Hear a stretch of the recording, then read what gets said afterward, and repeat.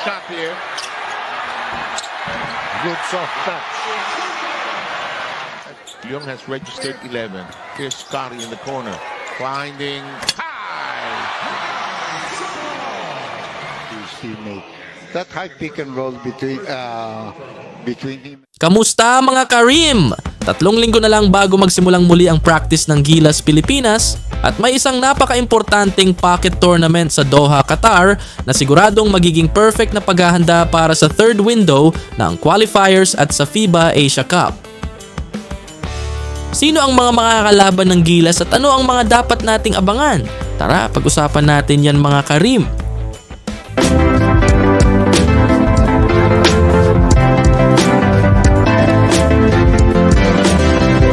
Mga Karim, kung hindi pa kayo nakaka-join sa ating community, i-click lang ang join para kayo ang unang makakapanood ng ating mga bagong videos. Maraming ring mga perks, giveaways at games na tiyak na magugustuhan nyo. Na-release na ang schedule ng Second Doha International Cup, isang maikling tournament na sasalihan ng Pilipinas sa Qatar. 3 sunod-sunod na araw ang laban at 3 malalakas na teams din ang haharapin ng Gilas.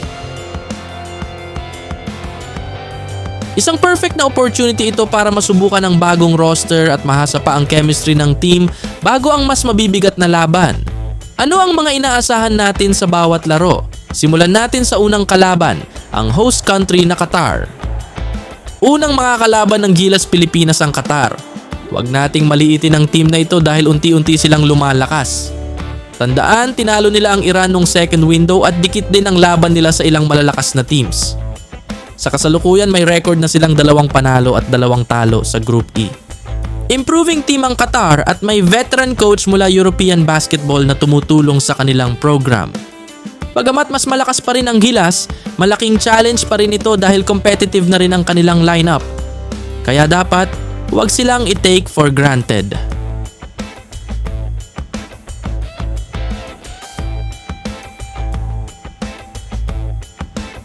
Susunod na kalaban ng Gilas ang Lebanon, isa sa pinakamalalakas na teams ngayon sa Asia.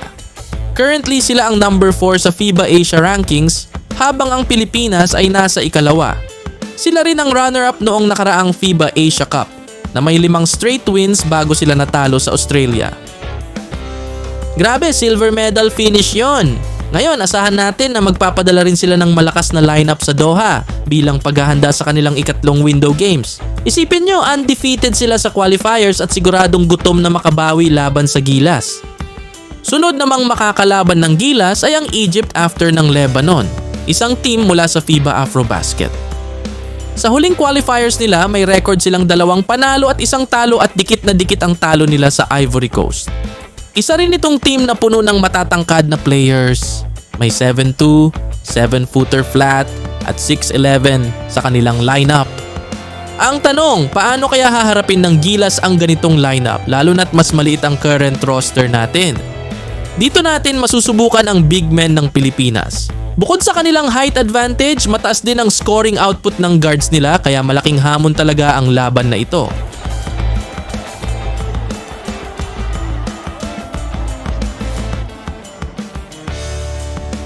Ang pocket tournament na ito ay hindi lang friendly games. Malaking bagay ito para sa preparasyon ng Gilas Pilipinas.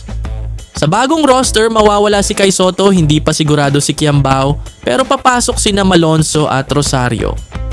Kaya malaking challenge para kay Coach Tim Cone na mahanap ang tamang kombinasyon para sa upcoming qualifiers at Asia Cup.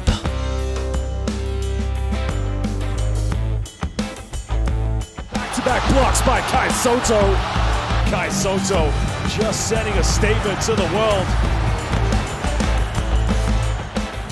Target ng Gilas na matapos ang qualifiers bilang number 1 sa group na magbibigay ng malaking momentum papunta sa FIBA Asia Cup. Kapag nakuha nila ang top spot, siguradong mas tataas ang kumpiyansa ng team.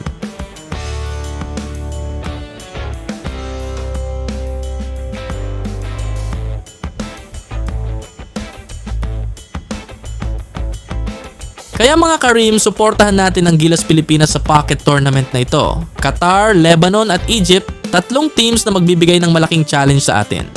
Pero sigurado akong gagawin ng Gilas ang lahat para ipakita na kaya nating makipagsabayan sa mga malalakas na teams sa Asia. Excited na ba kayo? I-comment ang inyong opinion at predictions sa mga paparating na laban ng Gilas Pilipinas. Salamat sa inyong panonood mga ka-hoopers. Baka pwede nyong i-like ang video na ito at mag-subscribe na rin para sa mga bagong updates. Hit the notification bell para malaman nyo agad ang mga bagong videos. Maraming salamat!